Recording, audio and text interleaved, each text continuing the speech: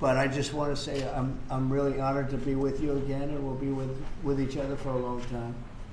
And your loved ones are looking down, and they're very proud. This is the new and improved Oval Office. We had an Oval Office, which was still the Oval Office, so I don't want to disrespect it, but now it's very special. You see what's happened, and everyone loves it. It's all the real deal, 24 karat gold, and people come from all over, and I do believe they're serious. They're not rolling their eyes, you know, the roller of the eyes, but we don't have any of them. And we brought the pictures up. They were in the vaults. Those are pictures of some of our great presidents, a lot of them, and they were in the vaults for over 100 years in many cases. And they were just there, beautiful pictures, works of art. Lincoln, Washington, Thomas Jefferson, Andrew Jackson. That's Monroe of the Monroe Document. All mostly great presidents. We have a couple of none. Yeah, Benjamin Franklin, not a president, but we figured he'd make the cut. You know, I would say, you know, discovered electricity, a couple of other things. But we have a lot of great presidents. But think of it, they've been down there. There's George Washington, the big one. They've been down there for, in some cases, much more than 100 years, and we brought them out.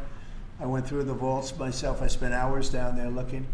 That's in between Russia, Ukraine, China, all the other stuff. We do it.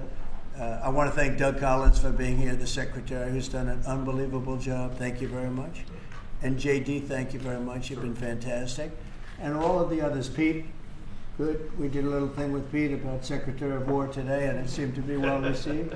We'll do it a couple of more times, and if everyone likes it, we'll make that change, Pete. You'll decide. But I just want to thank everybody for being here. Very special to me. A very special day. 4 years is a very special time, and now it's lightening up, but it'll never be really light. But there are some great souls that are looking down on you right now, and they're very proud of their parents and brothers and sisters, and but moms and dads especially. That's what I seem to have dealt with mostly. It's a tough. There's nothing tougher. So thank you very much. And the media, I want to thank you because you've been very respectful of this group of people, and they deserve it. They went through hell for no reason. It should have never happened. And I'm going to sign the proclamation now, and we will have a very special proclamation done and completed. Okay?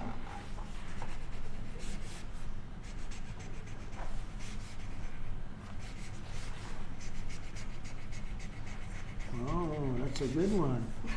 That's our good one. We rate them. I don't put them under the auto pen. I don't say, here, have the auto pen sign it, right? We don't do that. I don't know how anybody was allowed to do that. They actually weren't. Good one, right? Yes, a couple of good questions today. It's been very fair, actually. Okay? Do you have any questions on this subject, please? Mr. President, yes. The Defense Secretary has ordered a review of the Afghanistan withdrawal that is ongoing. I'm curious if you have any update on that review. And then for the families, I know that there was frustration with previous investigations on Capitol Hill. Are you satisfied with the speed of this investigation thus far? Yeah. Pete, you want to answer that? Yes, sir. On behalf of this beautiful group, on behalf of these families, on behalf of your loved ones who fought for our nation, America deserves answers as far as what happened in Afghanistan. The military needs to answer for what happened in Afghanistan. So upon the President's direction, immediately we initiated an investigation which showed that there needed an even deeper dive. So Sean Parnell, our Pentagon spokesman, who himself is an Afghanistan veteran, is leading this effort. It's a top priority for us. We're getting access to all documents necessary, why decisions were made, why they weren't made, why certain force protection measures were ignored. Again, there's never been accountability for this. It's something that Joe Biden allowed to happen that never should have happened. Any objective observer knows that's not how you leave a country, and certainly these families know better than anyone else. These families deserve answers. We're going to be honest about it. We're going to get to the bottom of it. Sean Parnell, an Afghanistan vet, is leading it, and we're doing it on behalf of the American people. So I would anticipate middle of 2026. That's how thorough of a review we're doing. Hopefully a little bit sooner, but we're going into everything to get an understanding of what happened. So we remember these great 13 souls, but we also remember the people that were so badly injured our soldiers, 32 of them approximately. And we're in contact with them always also, but they lost arms and legs, and their faces were blown to pieces, and they're incredible, and they suffer with it, and so we understand that. It should have never happened, should have never been allowed to have happened, and they were in the wrong place. Bagram was the place to be. Big, massive airfield with hundreds of acres surrounding it. Nobody could get near it, and who would not have done that? But we had a bunch of incompetent people running our country. So we are going to talk for a little while.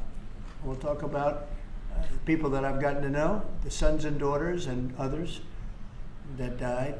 And there were hundreds of people that died that day, hundreds, many from the other side, needlessly also.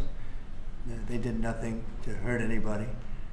But that was a terrible day, and I think it was the worst day, and in many ways the most embarrassing day in the history of our country. And yet, at the same time, we learned so much that it's, we call it a big lesson.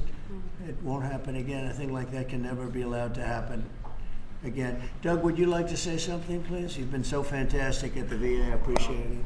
Thank you, Mr. President. For these families here, I think you expressed the nation's grief of what happened, and we saw just a tragic mistake that was there. Someone who has been in the military. I was in Iraq and others, but Afghanistan, when you saw that withdrawal, but what you've suffered and went through. And for those that you've mentioned, Mr. President, who are injured, who took the VA, the Department of Defense, we're taking care of those folks, and we're going to continue to do so at your direction. But with the families, it's just one of those times. It's a place that never goes away. But I know from this president, is he's made a commitment that that memory will not be forgotten, and the cabinet understands that, and our American people understand that because of what you've done. And this is actually our biggest gathering today.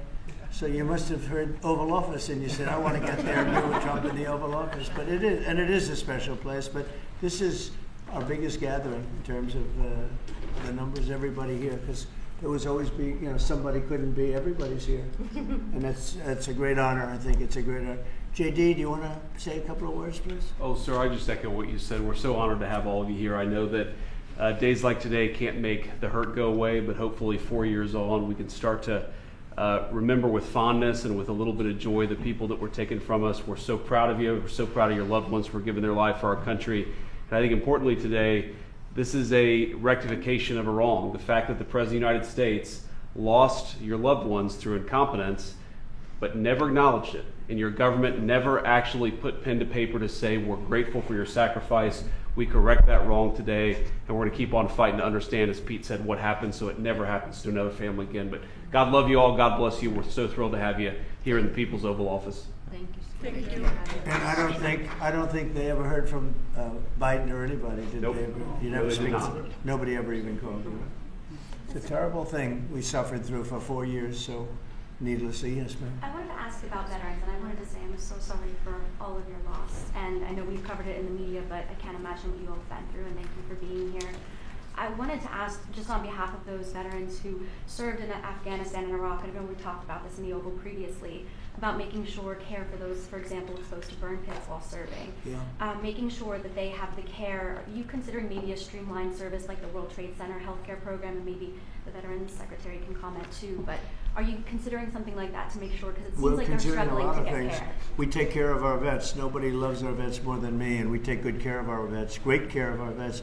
Do you want to just say a couple of words about what we're doing, Doug, please? Yeah, sure, Mr. President. Through the PACT Act and through others with the burn pit, which is something I've been under as well, we're streamlining following the Congress direction, but we're also adding more services. We've included a lot who have applied. We're also streamlining our backlog under President Trump's direction. Also, we took that backlog that was under President Biden was up at over 260,000. We're down now, Mr. President, I get to tell you that under 150,000 in just a little over 6 months. So we're making sure that what was bogged up in a bureaucratic system, we're streamlining it so they get that care quicker, and we're making sure that it is what they need. And then we're also doing that in our hospitals as well, so they get that care quicker, in not only in our hospitals but in our community as well. That's been the biggest difference. We're about the veteran at VA, not about the bureaucracy, so we are making progress there. And the VA has a 93% approval rating. It was down in the low 40s when we did. So I had pretty close to that in the first term. We had a great first term, and it was pretty close to that. And then they took over, and it went down into the 30s, and 20s, and 40s. but it went down at one point to 28 or 29%, which is terrible. They gave away choice and accountability. Choice meaning you have the way to, as a veteran, you can go and you can choose who your doctor is, et cetera, et cetera. They gave that up. And accountability is getting rid of the people that were sadists and really bad people that abused our veterans and really badly abused them. And they got rid of both of them and we put them back. I couldn't believe when they did it. And anyway, but we're now, you've blown everybody away, Doug, at 93%. So we're 93% approval for our vets. And I like that, so that's good. And on the Department of War, how do you plan to do that? It requires an act of Congress to rename the Defense Department to the Department of War. We're just going to do it. I'm sure Congress will go along if we need that. I don't think we even need that, but if we need that, I'm sure Congress will go along. You know, that was the name when we won World War I, we won World War II, we won everything, and just to me seems like just a much more appropriate. The other is defense is too defensive, and we want to be defensive, but we want to be offensive too if we have to be. So it just sounded to me better, really like a better name. Yeah. Mr. President, Steve, go ahead. On the meeting with President Lee of South Korea, did you end up talking about trade and did you reach any conclusions? Yeah, I think we have a deal done. They had some problems with it, but we stuck to our guns. We are going to, they're going to make the deal that they agreed to make. And he's a very good guy, very good representative for South Korea. It's a very big trade deal. You know, it's the biggest deal they've ever made by far, but it's one of the biggest deals ever made. The biggest deal ever made is the one with the European nations, as you know.